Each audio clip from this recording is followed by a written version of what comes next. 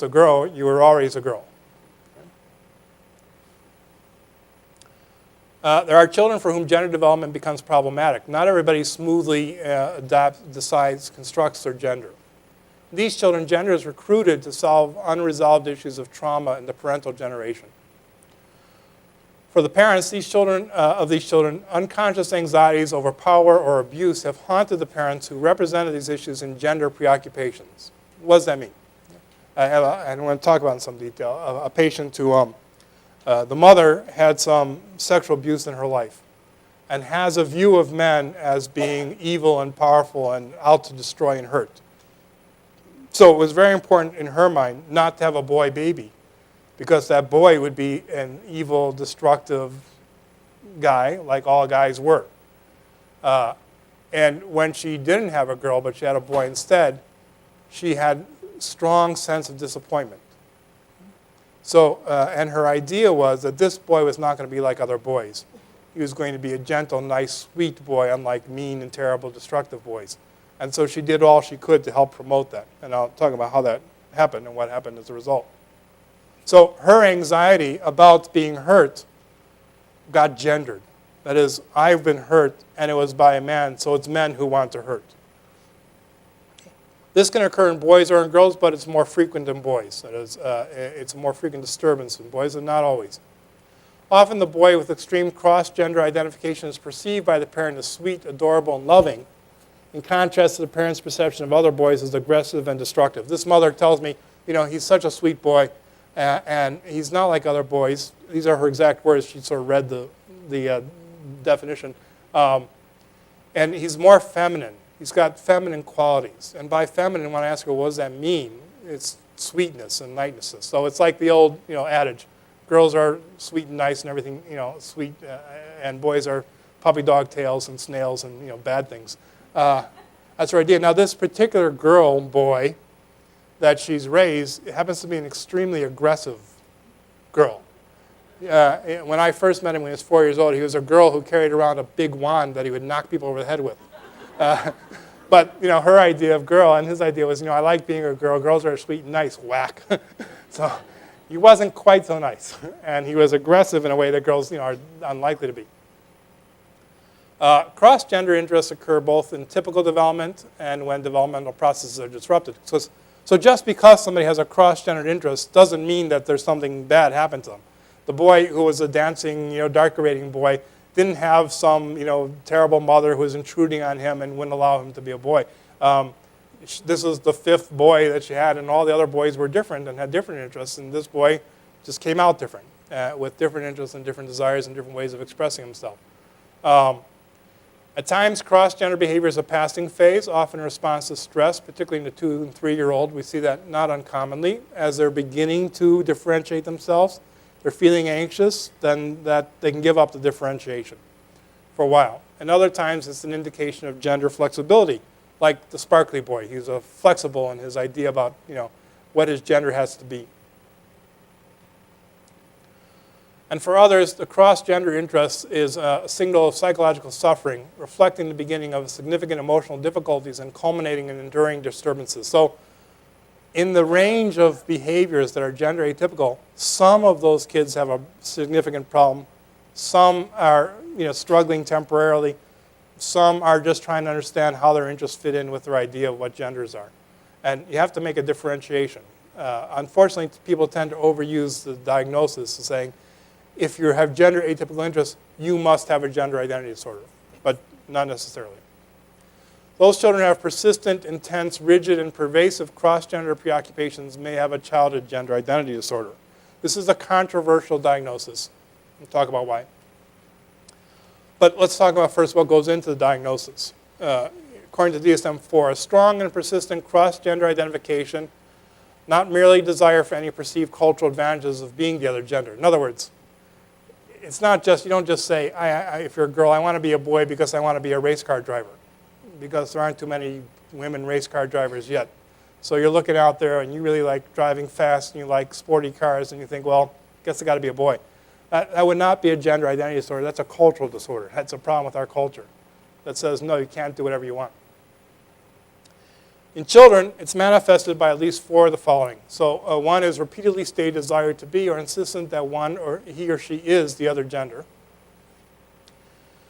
In boys, a preference for cross-dressing or simulating female attire, and girls' insistence on wearing only stereotypical masculine clothing. Again, you can see how it's a little bit different for boys and girls because girls can wear boy-type clothing and nobody says a thing about it. But boys, if they're asking to wear skirts, people get disturbed. So this boy I see, the one I've been talking about with the mother who thought that her son is a little bit feminine, he dresses in bizarre girl clothes. That is nothing that any girl would ever wear. Because, so he wears like a formal dress to school, which looks odd. It's not just that he wants to be a girl, it's that he wants to be an odd girl. Why did I say this? Because he has to try harder. A girl doesn't actually try to be a girl. It just is. Whatever she puts on, she's still a girl. When a boy puts something on that's not boy, then in his mind, he's magically changed. A strong and persistent preference for cross-gender roles in make-believe play or persistent fantasy of being the other gender. As when you listen to them play, what are they playing like and with? So a little boy who only wanted to play fairy princesses and Disney princesses, and that's all we could play. It was a very rigid kind of role. Intense desire to participate in stereotypical games and pastimes of the other gender. And a strong preference for playmates of the other gender. B, persistent discomfort with one's own gender and a sense of inappropriateness in the role of that gender. So in children, how is that manifested? In boys, the assertion that his penis or testes are disgusting will disappear, or the assertion that it would be better not to have a penis, or an aversion towards rough and tumble play, and a rejection of male stereotypical toys, games, and activities. If you think about this statement, you can understand why this is a controversial diagnosis. Because many boys have atypical interests, but not a gender identity disorder. So this is one of the statements that makes it a controversial diagnosis. In girls, rejection of urinating in a sitting position, assertion that she'll grow a penis or has one, saying that they don't want to grow breasts or menstruate, and a marked aversion towards normative female clothing. It should be not concurrent with a physical intersex condition, those earlier conditions where there was gender confusion at birth. And the disturbance causes clinically significant distress or impairment in social, occupational, or other areas of functioning. So the boy I'm seeing, the cross-dresser, I actually don't think he fits the diagnosis because he doesn't have any problems with his penis or his testes. He just feels that he has to dress in order to manage his anxiety. So that's another problem with the diagnosis. Not everybody fits every criteria. But he does dress. And he does like to go into women's bathrooms and pretend that he's being a woman. But it's pretend. It's not, it's not saying I want to get rid of my penis. I don't know if anybody saw the movie Pretty in Pink, the Vivienne Rose. My Life in Pink. It's a French movie about a boy who wanted to be a girl and was terribly distressed that he had a penis and that he couldn't be a girl, and his family was distressed, and of course they made fun of psychiatrists in the movie, but this was a good depiction of a cross-gendered child. What's the onset of gender identity disorder? Some cases have a gradual onset, and others appear to have a very rapid onset. With a boy's cross-gender behavior, including dressing up in mother's clothes, wearing her high heels, and using her makeup, becoming consolidated in a period of days, following some great stress or trauma in the family. Cross-gender behavior in girls occurs around the same time between the ages of 2 and 3. This is sort of the onset. This is when we see it. Of course, it makes sense we would see it then, because that's the time when kids are beginning to differentiate themselves. Most cases don't present for evaluation until 4 or 5 because parents sort of say, oh, well, they're just, they're playing, they're pretending. They go to a pediatrician and says, I wouldn't worry about it. All kids kind of try out different roles, and we know that's true. I mean, kids try out during this period of differentiation. What can I do? What can't I do? What's allowed to do? Can I be a boy and wear my mother's high heel shoes? Not an uncommon thing. So they don't tend to bring them until they have to go to school, and they're saying, I want to wear my dress to school. And they say, hey, slow down. Can't do that. Parents of children with extreme gender issues often initially enjoy their cross-gender behaviors. That is, when there's a significant psychological problem, one of the parents is actually supporting it and wanting to see it happen. This is another controversial statement, and I'll talk about that in a minute. Because parents of kids with gender atypical interests aren't trying to promote the interests, that is, because of their interests. They're trying to do it because they understand their kid likes it. So the boy who was a dancer, I mean, yeah, his parents took him to dancing lessons because that's what he wanted to do. That didn't mean that the mother wanted him to be a girl. She wanted him to pursue his interests, and she was doing what parents do. But if you look at it from the point of view of this diagnosis, you'd say, oh, this mother is trying to make him into that. No, she wasn't. She was trying to help him find his way and find out what his interests were and develop those interests. What's the differential diagnosis? In the prodromal phases of GID, the early persistent preoccupations with cross-gender identifications, and we look for kids who are using this to manage anxiety. So the boy I was talking about with a mother who had the trauma in her life, he said, if I don't wear these clothes, I get really anxious. And I feel much better when I'm wearing it. So he was using the dressing to manage an internal stress of his own. And then the wish, another differential diagnosis, the wish to be both genders. This is a typical childhood fantasy, as I mentioned, that a lot of kids say, I don't want to give up the privileges of the other gender. I don't want to actually feel the limitation. And it's something you have to relinquish. And some kids have difficulty relinquishing, especially if they have a difficult sense, sort of a fragile sense of themselves. If a boy felt that not being able to have a baby meant he was powerless and helpless, then he wouldn't want to give that up. And he'd want to hang on to that idea that I could do both. So that doesn't mean they have a gender identity disorder. The wish to be both isn't the same as thinking you're supposed to be the other gender. This upsurge of a feeling in order to manage some conflict they're having, but they don't stick with it. And it goes away after a while. Children with intersex conditions should not be labeled with a gender identity disorder. And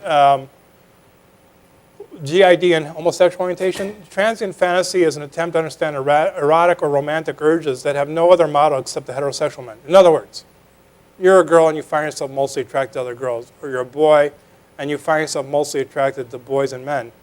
And you look around and you say, well, if I have these feelings of attraction, I must be a girl, because what's the models around me? Is that women like men and men like women. So if I'm going to make some sense of my desires, maybe it is that I'm supposed to be the other gender. And if I was the other gender, then the person I desire will want me.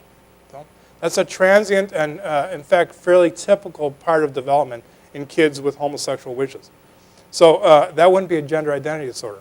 That would simply be sort of on my way towards deciding how am I going to manage my wishes and desires that seem different than the people around me in the larger culture. I mean, most kids come from heterosexual families, and so that's what they see as a model. I saw a young man who was a homosexual man, and he walked out of a movie with his father and his two brothers, and as he walked out, he said, that guy was really handsome. The father said, you can't say that, you'd be a fag.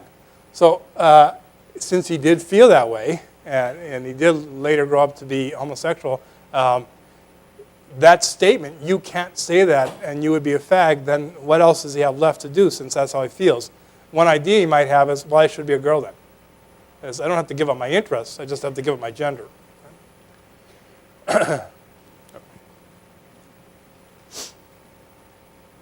Some associated psychopathology in children with GID, they tend to have separation anxiety disorder. They tend to have a hard time being away from their parents. And they have lots of fears of bodily harm and symptoms of depression. This boy I'm seeing, and I'll talk about in some more details, that he's kind of an unhappy, miserable kid. It's hard for him to have friends. He's got tons of aggressive issues. He hates his younger brother. And he's unhappy a lot of the time because nobody really wants to play with him for good reason. What's the parental psychopathology? The parents, as I mentioned, have histories of trauma, insecure attachments of their own, and depression. Fathers may be withdrawn or harsh. In this family with the boy who's a cross-dressing boy, the father didn't even live in the house for the first 2 years because he and the mother couldn't get along. They stayed married, but she spent most of the week living with her mother, a separation anxiety problem, and then on the weekends they would live together. So he wasn't really available to this boy early on, and she was determined in keeping the boy very close to her. Mothers may be alternately depressed and withdrawn and then rageful. So one of the things this boy does is he clings to his mother in this desperation that's mostly aggressive,